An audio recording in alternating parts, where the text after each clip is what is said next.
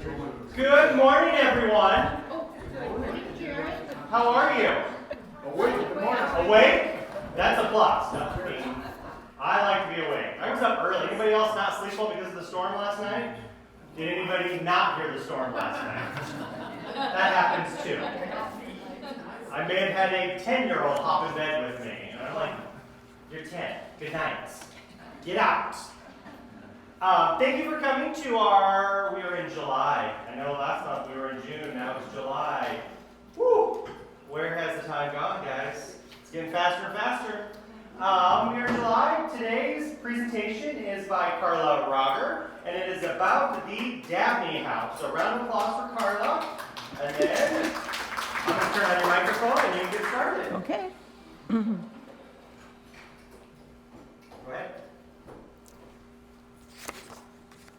Well, welcome everyone to our presentation today about this beautiful Winterset mansion, 322 West Jefferson Street. It's about 2 blocks west of the post office.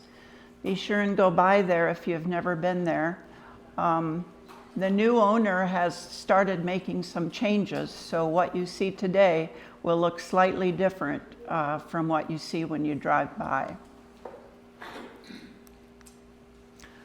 This beautiful home was the home of A.R. and Pauline Dabney.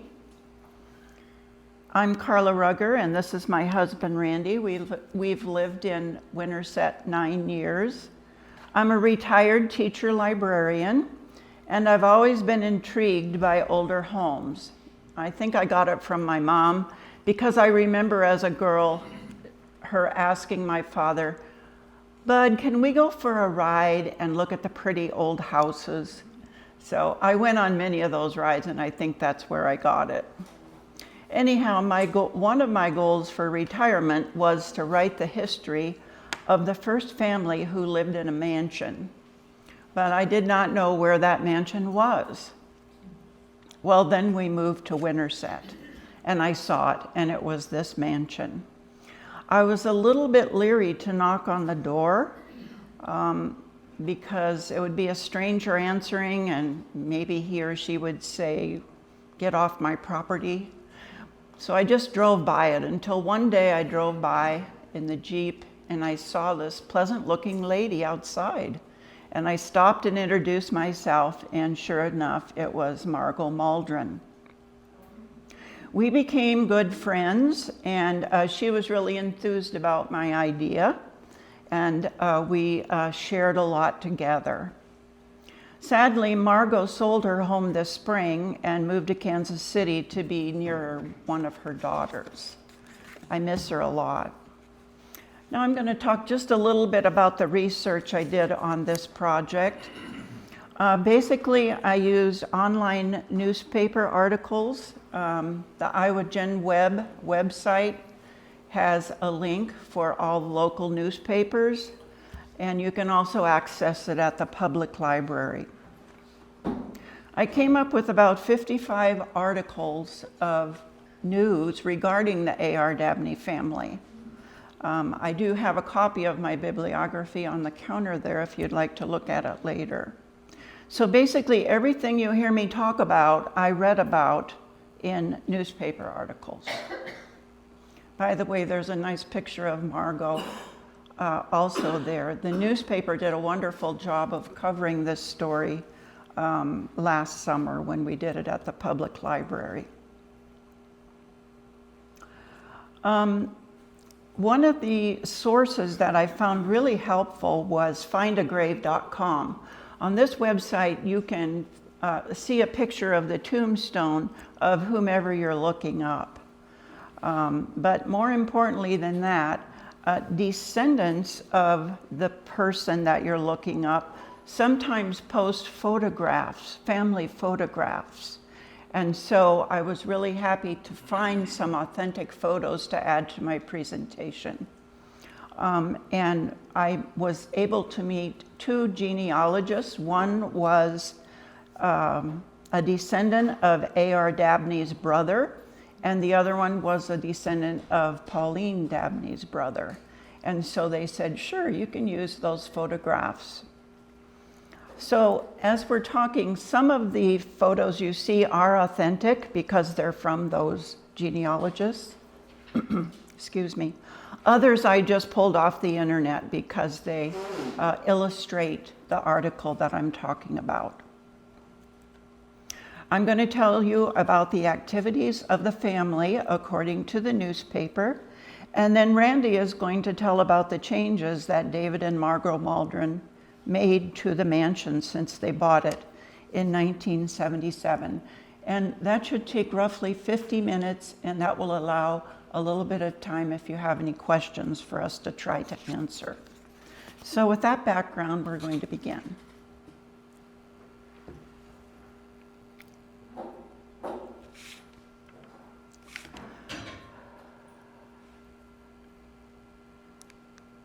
So as I said before, this was the home of A.R. Dabney, Albert Rush Dabney, and his wife Pauline, it was Hollingsworth Holiday Dabney.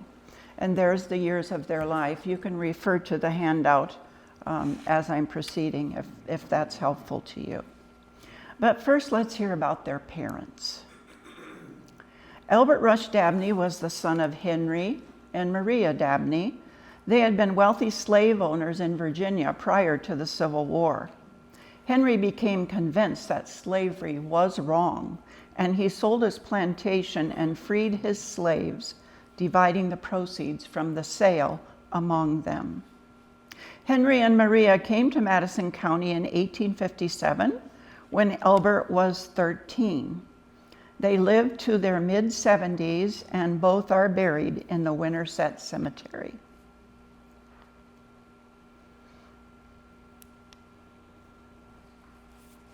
So now let's talk a little bit about Albert. Albert was one of 12 children, having 8 brothers and 3 sisters. Albert served in the Civil War. He was admitted to the bar in 1873, and he practiced law in Winterset from that time until he and his family moved to Oakland, California in 1900. Now let's hear about Pauline's parents. Pauline Holliday, the daughter of George and Lydia Hollingsworth Holliday, came to Madison County with her parents in 1858 at the age of 2. George, her father, was the owner of the St. Nicholas Hotel for a time. He deserted his wife Lydia, leaving her with Pauline and her 7 siblings to raise. Lydia lived with her daughter, Caroline Murray of Winterset, after Caroline's husband died. Lydia lived to age 91. She is buried in the Winterset Cemetery. They really are, because Randy and I went out and found the graves.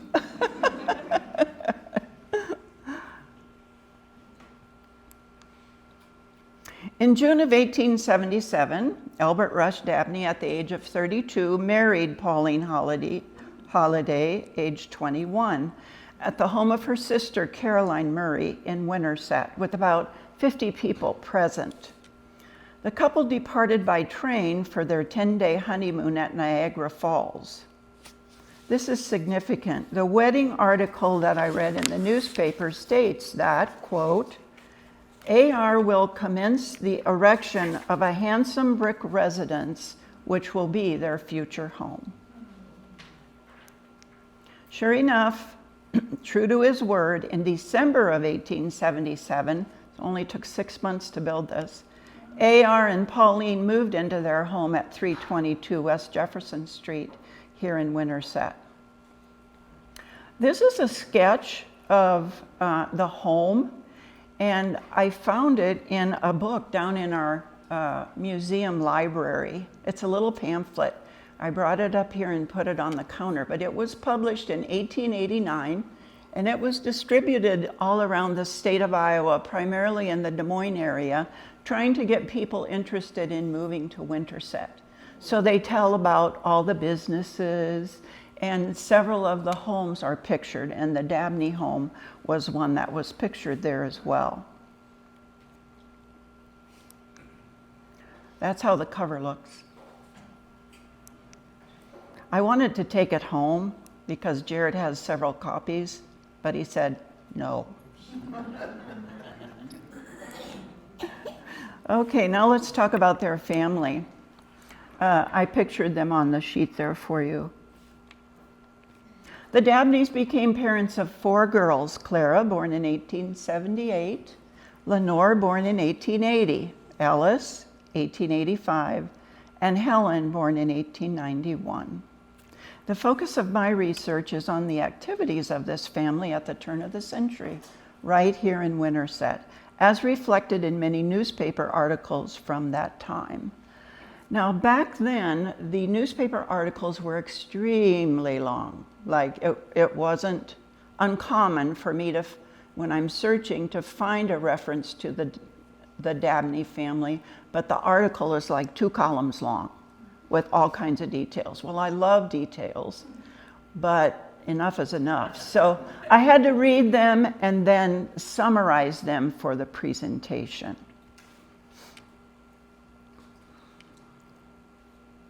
Let's see here. The first mention of an A.R. Dabney family or social activities in the newspapers was in the year 1887, 10 years after they were married. So let's get started. What did they do back then? Pauline was active in the Women's Relief Corps, designed to provide post-Civil War support to veterans of the Union Army. She served on a committee to decorate the Winterset City Park for Decoration Day in 1887. What do we call that day today? Memorial Day. And in 1888, she also welcomed all the members to her home for a surprise party for their retiring president. I did think about Pauline when we were at the memorial service this year. I was thinking, wow, 138 years ago, Pauline Dabney was busy decorating the Winterset Cemetery. Now, I don't know what you guys like to do for fun, but Randy and I have been married 52 years, and we've never gone to a taffy pulling party. But evidently, that was something they did a lot of back then. So that occurred in 1889. Maria Dabney, you'll remember that was A.R.'s mother. In April of 1889, A.R.'s mother, Maria, died in Seattle, Washington, while she and her sons, Richard and Joseph, were visiting her son, Thomas. After her body was embalmed, her son, Richard, delivered it to the home of A.R. Dabney in Winterset, where the funeral was held. She and her husband are buried in the Winterset Cemetery. As I said before, it was very common for things like marriages and funerals to be held in the homes. Who done it? This was a cool little article. A.R. Dabney's house was entered last Friday night by a thief who stole his pants and vest from the bedroom and robbed them of all they contained. The thief obligingly left one garment in the hall and one in the yard outside. He got about $20 in money and a fine gold watch, which Mr. Dabney prized very highly. Entrance to the house was gained by turning the key, which was left on the inside, with a pair of nippers. Mr. Dabney was unaware of the loss until the next morning when he went to put on his clothes and was unable to find them. Now we might think $20, huh? No big deal. But anyone have a guess how much that would be in today's currency? $700. So it was a sizable robbery. Did they find who done it? No. They tried, not conclusively, if I remember correctly.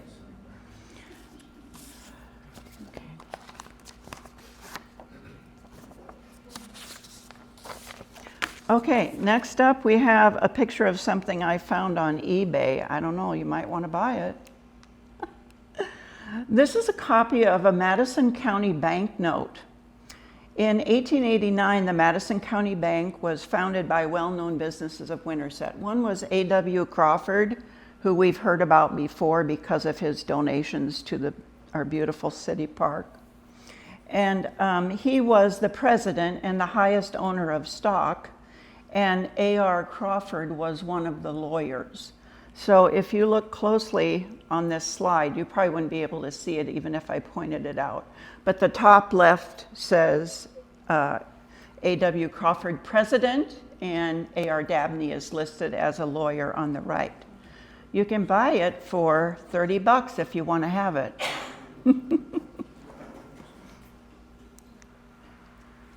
In 1890, Clara, age 12, was a piano student of Miss Gilpin.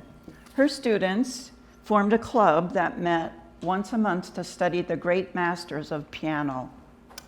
They named the club the Neely Stephen Association to honor the great pianist from Lincoln, Nebraska. Miss Stevens sent the club a photograph of herself. At a club meeting, Miss Clara Dabney read an interesting sketch of Miss Stevens' life, including her studies with Franz Liszt, the famous composer, as well as her splendid receptions in America's large cities. And this is a picture of Neely Stevens. In the early 1890s, only 13 years after A.R. built his mansion, he decided to add on to it. So he improved his residence and he also increased the size of his property. First, he built an addition to his house. You can see it sticking out there, making it, and the paper said, almost the largest in the city. So I'm not sure whose house they're referring to there. There are several that were very large. And then next he bought the house just east of his home and he moved the house away, increasing his lot size considerably. Well, I guess turnabout is fair play. You remember that A.R. and Pauline got married at Carolyn's house in Winterset. So when it was time for Carolyn's girl, Lenore Murray, to be married, the Dabneys offered to entertain. They had 300 guests come to attend the reception. And at this time, Pauline had a 1-year-old baby, that would have been Helen, and the 3 older girls at home. Can you imagine being in that situation, getting ready for 300 guests to come with 4 girls underfoot? But that's what they did. The Dabney family was quite wealthy. One of the articles stated that the entire Dabney family left town for an extended visit in May to the Chicago World's Fair of 1893. I've read some about the World's Fair of 1893. It was commonly called the White City because they built all these temporary buildings for the fair, and they made them out of white stucco. Then after the fair, they were demolished. And the Ferris wheel was huge and famous. You can see the people down there below. Is this working? Down there. So it really was big. In 1894, Clara was only 15 years old, and she had learned well from her mother how to entertain people. Clara entertained 25 couples in the Dabney home on Christmas night of 1894. A particular plant was a very prominent article, and the way in which it was appreciated and put to its traditional use by the happy young people would have made a hermit smile. Can anyone guess what that plant would have been on Christmas Eve? That would have been mistletoe, that's correct.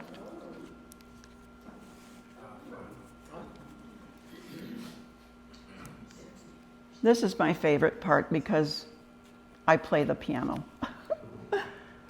In 1895, A.R. placed a Steck baby grand piano in his fine residence. And here's what the paper said, quote, "Miss Clara is to be congratulated upon her good fortune in possessing such a fine piano." A student of Mrs. Cole, Clara played several selections at the spring recital, and the Winterset Reporter wrote this, quote, "The selection was exceptionally well rendered. Miss Clara excels in brilliant execution, and she played with much expression and great correctness." Now, obviously, this is not the Steck Grand that was in this mansion, but, I found this one on the internet, And it is for sale. Can anybody guess what the asking price is? 45 grand. So they were wonderful instruments. The Friday Club of Winterset consisted of about 20 members who manifested their growing capabilities in entertaining their friends. So it was for the women. The women would get together, talk about which type of silver service to use, and share recipes and things like this. It was all about learning how to entertain. In October of 1895, the club sent out invitations to 50 women to attend an enjoyable evening at the home of Mrs. A.R. Dabney. The guests were in awe of the gorgeous new Steck piano on which Clara and others played. That was in the paper. During the fall and winter of 1895, Clara went to Des Moines every Saturday to pursue her musical studies at the Des Moines Musical College. I'm not sure about this, but my guess is that it was Drake, because Drake was founded in 1881, and as is today, music is one of their primary studies. New Year's Eve of 1895 found Clara busy with entertaining once again. This time she invited 8 couples for dancing, which made the punch bowl very popular. And she served delicious refreshments to bring in the new year. Alice, now we're talking about the third girl, was favored, that's what the paper says, was favored with an invitation to a Valentine's Day party in 1896 when she was 10 years old. And the other favored guests were also listed in the paper. So there was an air of distinction among the classes. If you got an invitation, then your name was in the paper. The Dabney Mansion became a theater in March of 1896 when the Junior Friday Club, guess what that was? That was for the young girls so that they could learn how to entertain properly. They got together and they presented Uncle Tom's Cabin. They charged for their play, and when they were asked what they would do with all the proceeds, the little girls said, "Oh, we'll just divide it."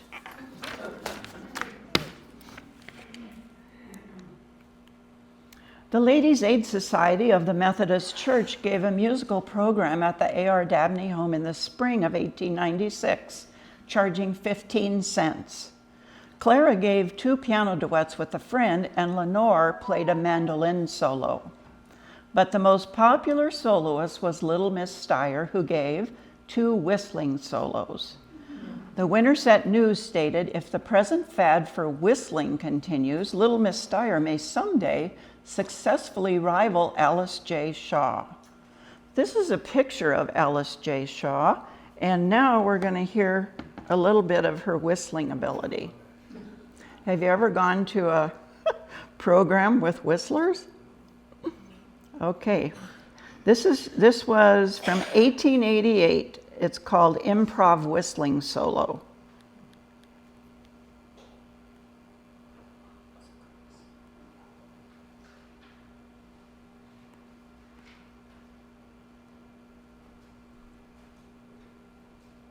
Sorry, having a little snag here. You can take a bite of donut or a drink of coffee.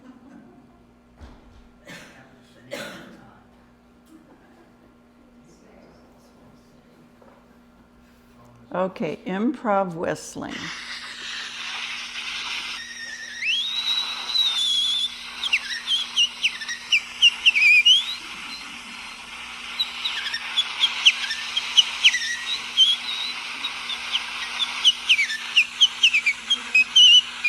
Okay, you get the idea. That's amazing. And I read just recently that she had twin daughters, and she taught them how to whistle too. So sometimes they would go and do a whistling trio for events. Mrs. Dabney belonged to the PEO organization. It's an organization that helps women advance through education. Now, I know PEO groups are still around. There was one in Osceola. Does anyone know if there's still one in Winterset? Okay, yes, there is. So they do like fundraising activities and then use some of the money to provide tuition, partial tuition for girls who want to study. In June of 1896, the state convention was held in Winterset, and Mrs. Dabney offered to host a reception in her house. Over 100 delegates and visitors came by train for this occasion. The ladies of the Friday Club gave an entertainment at Mrs. Dabney's home in October of 1896. And the guest speaker was from Des Moines, a Mrs. H.L. Stetson, and her topic was the educated woman in the home. I mean, where else would she be? In the home. The Dabney girls provided the musical entertainment, and the cost for the whole evening was 15 cents.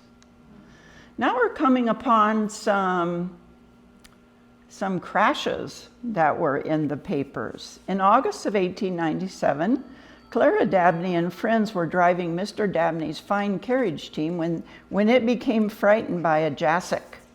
The team whirled and broke the buggy tongue and the doubletree, freeing the horses. Mrs. Murray, Bessie Murray, Clara, and Avo Dabney were in the carriage but not hurt, and the team was recaptured. Does anyone know another name for jassock? If you were thinking mule, you got it right. You might have been thinking something else.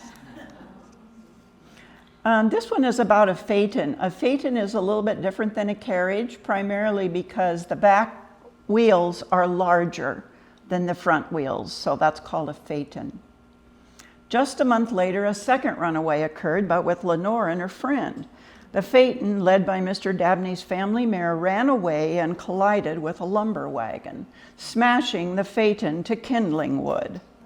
The girls were thrown out with terrific force, leaving Lenore unconscious for a long time and with a severe cut to her forehead. Her friend's face was badly cut from being thrown against the wagon. It was determined that a bee sting to the horse caused all this commotion. In the fall of 1897, Mrs. Dabney and Clara left for Davenport, Iowa, where Clara studied music at the St. Catherine School. This was a school for girls. By November, Clara was pleased with the instructors and the instruction there. The school numbered among its graduates the daughters of prominent men all through the state. That's exactly what the paper said. No mention was made of the women. They were girls of prominent men. A Shakespearean evening was held at the auditorium of the Winterset High School in November of 1897. Lenore Dabney read The Return of the Boarding Girl to Her Country Home and was loudly applauded. Lida Mae Bevington sang a solo with rare sweetness and finish. Miss Bevington has a remarkable voice, and her singing shows much culture. Her number was greatly appreciated and heartily applauded. Raise your hand if you know where Lida Mae Bevington lived. Right over there in the mansion. Very good. I thought you'd all get that one right. In early December of 1897, Mr. Dabney and Lenore were enjoying a snowy ride out in his cutter. The cutter went to pieces after striking a rock. Mr. Dabney tried to repair it with some fence wire, but it collapsed before he had gone many rods. He tried to procure a sleigh, but none were available in Buffalo. Then he tried for a buggy, but to no avail, and he offered to pay liberally for any type of conveyance. But not finding anything, he and Lenore mounted his horse and rode home.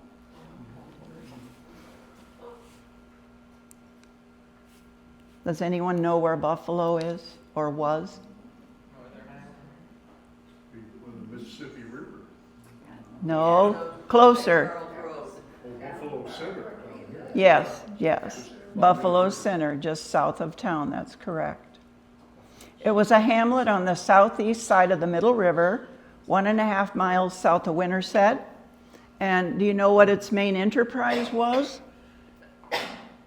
Mill. The mill, very good. It was known for its mill, and the mill flourished from 1850 to 1880, so 30 years there.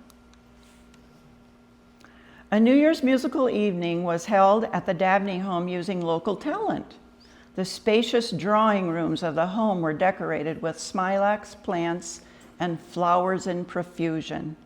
Ellis Dabney distributed the programs. Clara Dabney played in the moonlight and was well received.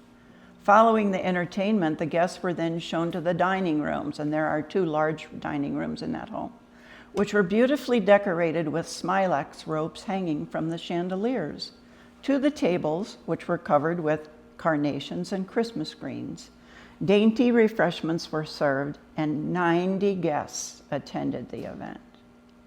I don't know about you, but I think I'd be a nervous wreck trying to get ready for 90 people coming to my home. However, the 1900 census lists Kate Callahan, age 20, as a servant with the Dabneys, so she did have some help. I'm sure Pauline appreciated her work as they prepared for all those guests.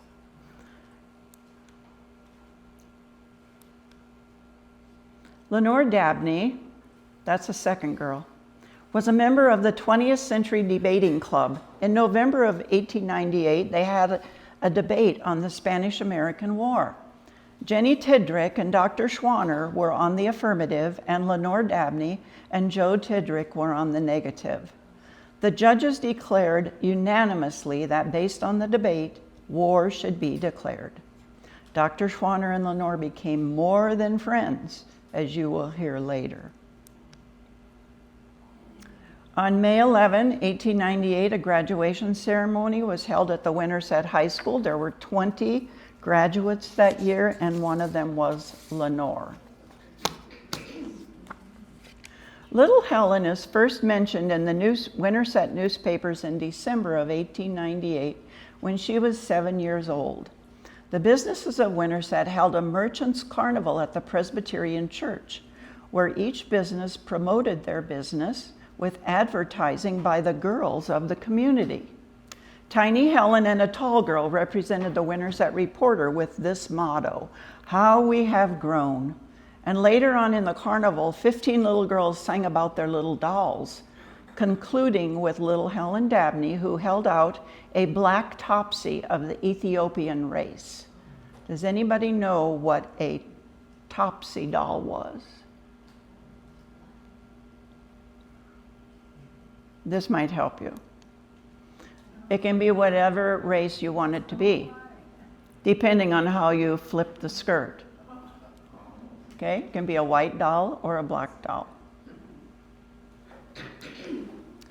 So Lenore, the second daughter, followed her older sister's lead and decided to go to the private school in Davenport as well, St. Catherine's. This is a really exciting part of this.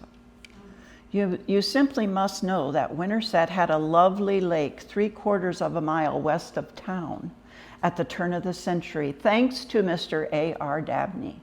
It opened on August 22 of 1899 with about 1,000 citizens present. The grounds comprise 80 acres of beautiful park with walks, benches, springs, hitch racks for hundreds of horses, a 3-story bath and boathouse, and a reception tent for ladies and children. Lake Dabney boasted 4 acres of water, newly stocked with fish, and also new boats for use. The Winterset Band played from a raft in the middle of the lake instead of at the Bevington Mansion. And dancing in the pavilion lasted until a late hour. The Mandolin Club also performed for the opening. The Bishop brothers gave a high rope walking exhibition with the rope stretched all the way across the lake. This is just amazing. Popular attractions were the diving tower on the left, climb all the way to the top and jump or dive in. Excuse me. And they didn't call it swimming back then. Anybody know what they called it? Bathing, yeah, yeah. Yeah, that was one of the activities, of course, was bathing. They also had a toboggan, which you see on the left there. It was like a sheet of, I'm not sure if it was plastic, something that would slide down. You sit on the toboggan and slide down into the water. And also something called Shoot the Chute was very popular at the turn of the century. That was actually like a little boat. And you would sit in there and go down the slide down into the water. Now, where could this have been? Linda Griffith-Smith helped me with this one. There were 4 acres fed by 4 streams south of the trailer court here in town. Anybody know where the trailer court is? Out on Summit? South of that, the land goes way down. And that's where we think Lake Dabney was, where the streams met. Randy and I walked out there. There's a lot of remains of cement, like sidewalks, platforms. I'd like to think that they were remains of Lake Dabney, but most likely they weren't. But it was fun to think about anyhow. This is the best part of the mansion, in my opinion, because I've always loved open stairways. And now a happy occasion occurs in the Dabney home. Lenore Dabney, the second daughter, gets married to, who did I say? The doctor. He was a dentist, Dr. Schwanner. They were on opposing teams on the debate on the Spanish-American War, but they met up later. They were married September 27, 1899 in the Dabney mansion. So bear with me on this. This is one of my favorite parts. I love all this writing. Here's what they said about the wedding. This is from, well, it was recorded in 2 papers, the Madisonian and also the Winterset News. The beautiful home of the bride's parents, you can think about this as you look at the stairway, was artistically decorated in pink and white, especially in the 2 dining rooms and the back parlor, where the ceremony was performed by Reverend English of the Methodist Church. Mrs. Downs played the traditional wedding march on the Steck grand piano as the bridal party descended the beautiful winding stairway.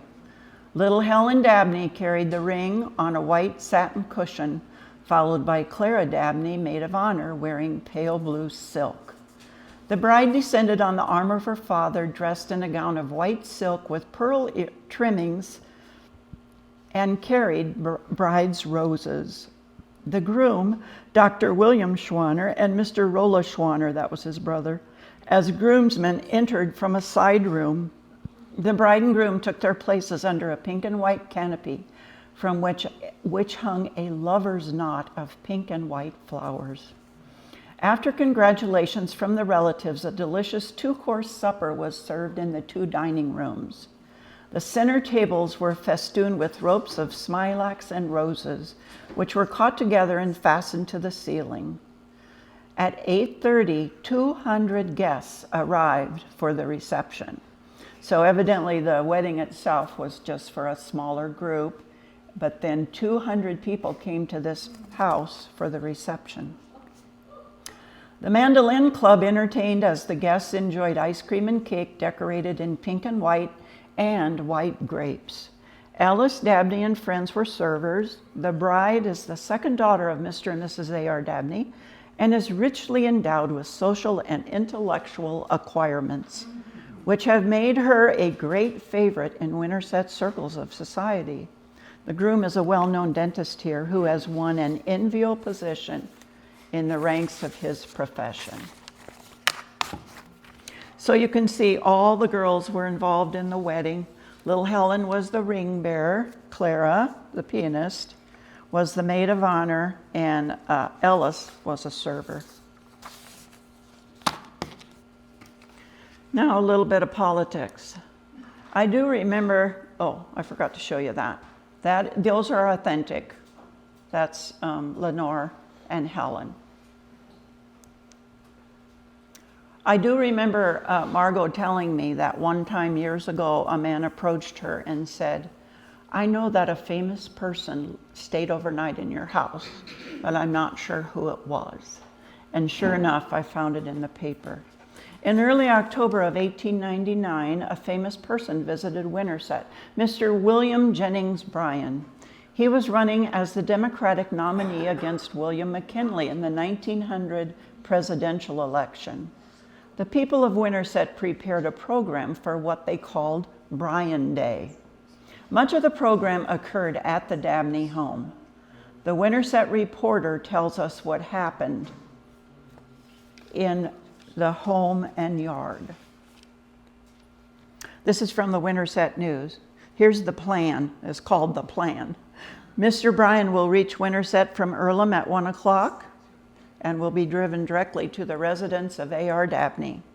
School will be dismissed for the occasion, and each teacher will escort her pupils to Mr. Dabney's lawn and form in line with the smaller rooms in the front. And each student will carry a U.S. flag.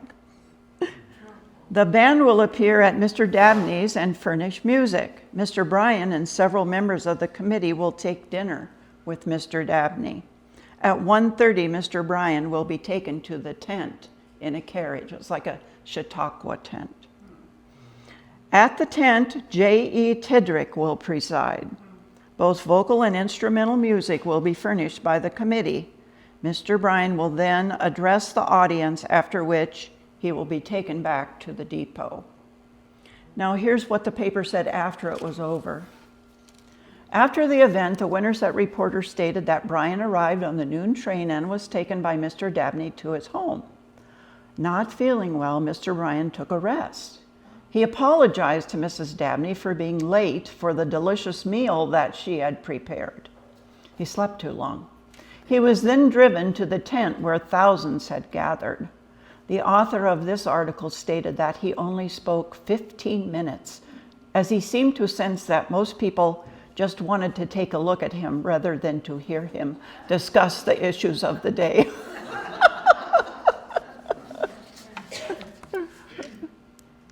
So she was right, a famous person did stay there. Now, this is an activity they did in 1900 that Randy and I still did when we were first married in connection with the church. We would have what was called progressive dinners, where like salad would be served at one home and dessert at another and so forth. So on Valentine's Day of 1900, the Women's Relief Corps hosted a novel entertainment called A Trip Around the World. They had stopovers in Boston, Tokyo, Vienna, Paris, and Washington. The trip began at the public square. Can't you just see them all walking down to the courthouse with their long dresses on? And prominent homes were transformed to stopover cities. For example, Charles Danforth's home was Tokyo. Now, I regret that I was never able to get in that house. I do remember seeing it. It was where the American State Bank is now. I used to drive by it on my way to Des Moines. C.W. Eastman's home was transformed to Vienna, Austria, and the A.R. Dabney home was transformed to Paris. Clara and Lenore returned home from Chicago in June of 1900. Lenore graduated from Dearborn, which was a private school for girls, and Clara won the gold medal both in piano performance and in musical theory. Alice and her friend Jessie were involved in a runaway event in October of 1900. The pony of the buggy started to run on the Winterset Square, throwing Alice out. Her dress was caught in the wheel and she dragged into the hitch posts around the courtyard and thrown against the curb. Jessie was thrown out between the horses, becoming badly bruised. Alice received a severe scalp wound requiring several stitches. She did recover sufficiently to be taken home shortly. In early November of 1900, Mr. and Mrs. Dabney, Alice and Helen, made preparations to spend the winter in Oakland, California, where Mr. Dabney had developed a keen interest in oil wells. The following July, Clara joined her family there. Mr. and Mrs. Dabney and Helen, who reside in Oakland, California, returned to Winterset in September of 1903, 3 years after they went to Oakland.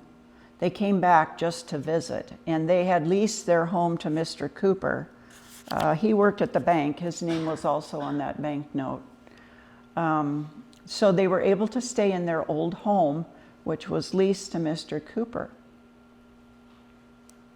This is the oldest photo we have of the house, by the way.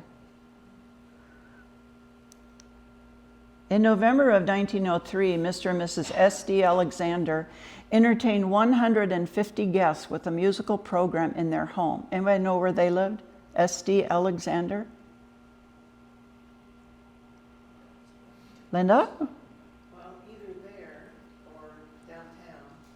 Probably the mansion from all that was involved in the article. But yes, they entertained 150 guests. The Bevington Mansion. Oh, okay. Yeah. That's May's first husband. Yes, that was, Okay. I'm sorry, I meant to say that. That was Mame's first husband. The soprano came from Des Moines, the bass came from Indianola. Clara Dabney provided lovely piano solos. Now, this is a picture of the mansion's piano, the Bevington Mansion's piano. And it's the only piece of original furniture that we still have in the Bevington Mansion. This is a quote from Clara from the paper. This is a quote about Clara from the paper. We are proud that she is a Winterset girl, although her home for the past 2 years has been Oakland, California. She played both solos with skill and finish. Miss Dabney shows in her playing that she is a thorough and conscientious student. In June of 1904, Ben Baer purchased the A.R. Dabney residence and took possession after Mr. Cooper's lease expired. The newspaper gave this quote, "This residence is one of the best. The residence is one of the best on Jefferson Street and was among the first of the good residences built in the city." Mr. and Mrs. A.R. Dabney left their beautiful Winterset mansion the first week of January 1904, headed for a new life in Oakland, California. Following the San Francisco earthquake on April of 1906, A.R. Dabney sent a letter to Mr. Cooper, and he stated that he and his family were just fine because Oakland is actually across the bay from San Francisco, so they sustained no damage. Now tensions rise between brothers, as sometimes still happens today. In June of 1906, the Winterset Madisonian reprinted a news article from San Francisco in which A.R. Dabney sued his brother J.B. Dabney in an attempt to recover $55,000. Anybody have a guess what that would be in today's money? So one brother's suing the other brother for $1,908,000 in today's money. A.R. stated that he was induced by false and fraudulent representations to give up his law practice in Winterset, Iowa, and join his brother J.B. Dabney in oil speculations in Kern County, California, only to become sadder and wiser, losing money as fast as he gained experience. A.R. also asked the court to set aside all transfers of property made by his brother to his wife. Then in February of 1908, J.B. Dabney made a ferocious attack on the character of his brother A.R. by sending A.R.'s Winterset friends a 40-page pamphlet that he entitled Relative to A.R. Dabney. In the pamphlet, J.B. accuses A.R. of almost every crime except murder. He claims that A.R. swindled him and all the others interested in the deal and makes affidavit to his statements and invites him to sue for criminal libel. However, the friends of A.R. and Pauline Dabney in Winterset, where they all lived so long and happily, greatly deplored the whole affair. They stated that the attack was an vindictive one and made in an unusual method and failed to accomplish its purpose of injuring the fine reputation the A.R. and Pauline Dabney family had built up during their years in Winterset, Iowa.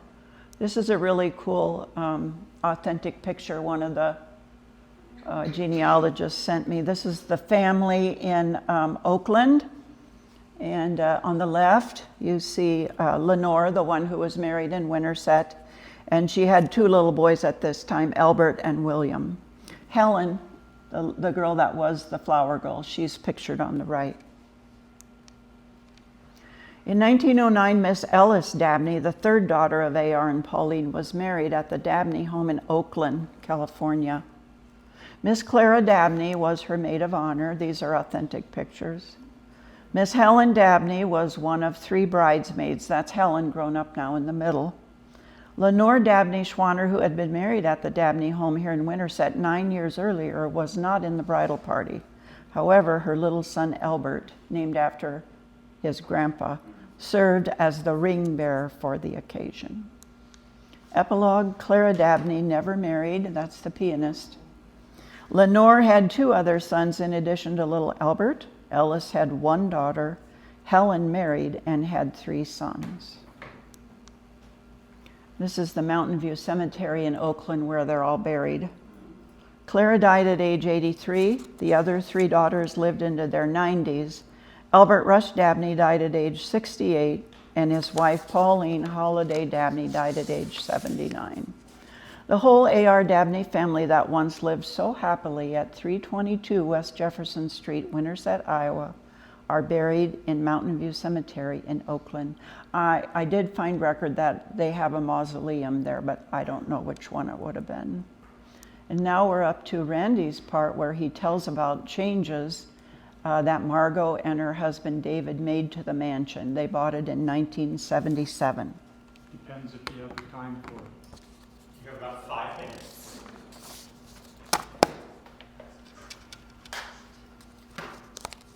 Where's mine? Yes. Stick this to you. Okay. There you go. Yeah. Just read it, you'll be fine.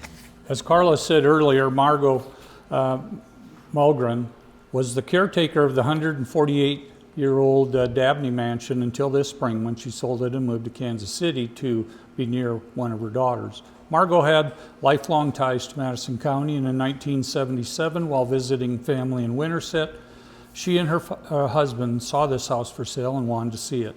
The home had been converted to several apartments in the mid-1930s. They were intrigued after entering the front hall and seeing the curved staircase, with turned walnut spindles, a walnut handrail, and a walnut and burled maple newel post. The staircase is indeed the jewel of the home. Let's start at the front and walk around the outside first. Many of the features represent Victorian Italianate architecture. Over the 2 tall front windows is a canopy, perhaps for style or maybe to shape drapes and furniture from sun damage. On the west side, there was once an identical canopy, but it was long gone. There are 26 windows, and each was removed, sanded, repainted, and reglazed. The lifting ropes were replaced with new ropes. Some of the window glass is the antique wavy glass. There had been a wrap-around porch on the front and east side, but it was beyond repair when they bought the house. They had to tear it off and had a new porch built.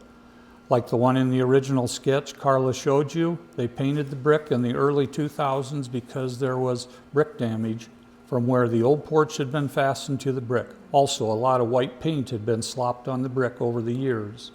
On the east side of the house, there are what appears to be 2 shuttered windows, one above the other. In actuality, they are fake windows solely to balance out the space. They are also a fake window on the west side of the house where an original fireplace had been. Margot's houseplants thrived in the east bay window. Most likely when A.R. Dabney's mother's funeral was held at this home, the casket was placed in the bay window for viewing. The roof line was corbels or brackets and decorative wood trim. Some of it needed to be repaired or replaced. The earliest photo of the house, taken in the 1904, shows that all the wood trim was painted dark chocolate brown. The brick was bright red, orange, soft brick, fired near Winterset with white limestone mortar. Here you can see the porch that was added many years after the house was built and was torn off by the Malgrens. Next there is what was called the middle back porch, followed by the back porch. There was a large wooden box on the back porch with a small door to the kitchen for ice deliveries. This back porch is part of the large one-story addition added by Mr. Dabney in the early 1890s. The bricks are slightly different from the original house. However, a skilled builder moved the carved limestone lintels and sills from the original west side to the new addition. The spirea, or bridal wreath bushes on the west side, are quite old and are beautiful in May. Once someone drove from the street right into them, and the bushes perhaps saved her life and perhaps the life of the house as well. Margot's husband designed a two-car garage to look similar to the covered bridge, using some salvage curved top windows to tie in with the eyebrow-shaped windows of the home. Now let's go inside the front doors as if we're coming to one of the parties Carla described. You would immediately notice the curved staircase and the curved plaster wall. The old stairs needed to be removed as they were squeaky. After knocking out lath and plaster, they were all reinforced. At the underside of the steps, there are 3 built-in drawers. There are 2 heavy 10-foot front doors in the front hall, one leading right to the front room and one straight ahead to the room in the bay window. The doors, as well as the massive 7-inch door trim and tall baseboards, were faw painted to look like dark rosewood. We could not save the paint because it looked too unloved after 60 years as apartments. Carla's research referred to the dining rooms in plural. There are 3 20 by 20 feet formal rooms. The front one on Jefferson Street must have been a parlor with a Steck grand piano, and the other 2 were dining rooms for entertaining large groups of people. Originally, the home had 2 coal fireplaces, but only one of them remained when the Malgrens bought the house. It was slate with a wood grain painted on the dark varnish and is just decorative now. 6 doors in the house have transom windows which allow air and light between the rooms. Fortunately, the house jewelry, as some call the ornate antique brass doorknobs, was still in the house. They repaired the one original plaster ceiling medallion on the main floor and ordered 2 new ones for the other 2 large rooms, as well as new ones for the upstairs. The kitchen was wainscot up about 3 feet, as was common. Margot's girls helped scrape off 5 coats of wallpaper from the wainscoting. Let's go upstairs by the back stairway, which is straight, but with a nice walnut railing. In the apartment phase, the stairway was floored over. David and Margot were thrilled to find the railing in the attic. Upstairs, there were 5 bedrooms, but at some time, 2 were opened up to be a bedroom and a sitting room. A small back room was most likely for Kate, the servant for the Dabneys. Margot made this room into a bathroom modeled after the upstairs bathroom in the Bevington mansion with wainscoting. There is a 6-foot-long claw-foot bathtub, which they salvaged from one of Winterset's earliest homes, the Vance home. They purchased antique light fixtures for the upstairs rooms and added crown molding as well. Now that you know all about one of the Winterset's oldest and grandest mansions, be sure to drive by it today at 322 West Jefferson Street. If there's any questions, she has the answers. So that's the end of our presentation. It's right at 10 o'clock. We maybe have time for just a few questions. If anyone has one, yes? This isn't a question, but when you were reading all the articles, I thought the writing was so wonderful. In the old days, everything was so detailed, and the writers must have been, reporters must have been Yeah. very well educated. I really enjoyed looking at I'm glad you liked it. those. Or maybe they needed to have a certain number of pages in order to print. So they wrote a lot. I don't know. Anything else? Do you know if the new owner is doing any major changes? Or is it Jared, could you talk on that? As far as I know, so when they did that last remodel of the grand staircase, they did not leave enough headroom to actually open the front door. Surely, we were in there looking at the icebox. So they're going to get those front doors functioning. They've taken off that east porch. It was pretty weather rotten. They're going to replace that porch. Not for sure what the front's going to look like. I do believe they've talked about possibly doing a porch from the front, kind of come around to that side. Will the new owner live there? I believe so, yes, in time. He's not currently there, but they will be living there. Thank you, Jared. Anything else?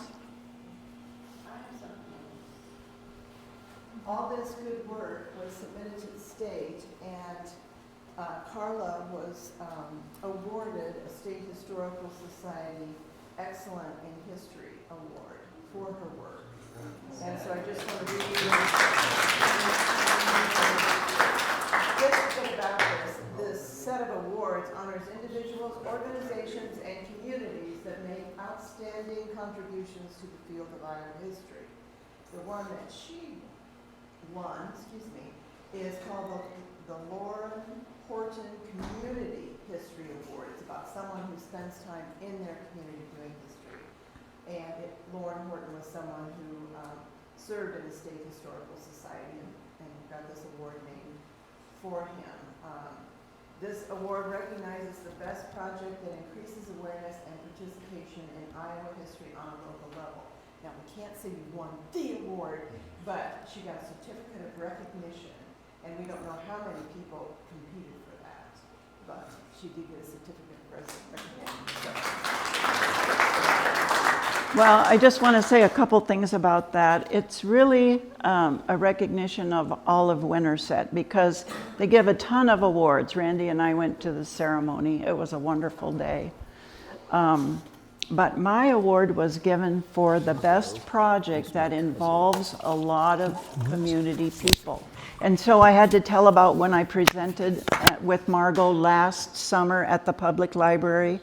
We had full capacity. According to the fire marshal, that was all we could have in the room. Margot, of course, I involved her. She spoke what Randy said now.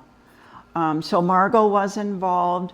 The newspaper was involved. They did a wonderful job of covering it. And there is a red book up there, album of mine that you're free to look at where Margot is pictured. They had several articles on it.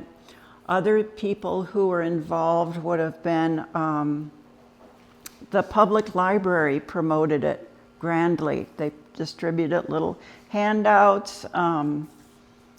So it's really an award for all of us for our love of history and our desire to keep it alive. And so thank you all for coming. I enjoyed it very much. Thank you, Randy. Oh yeah, the other one, I involved my husband.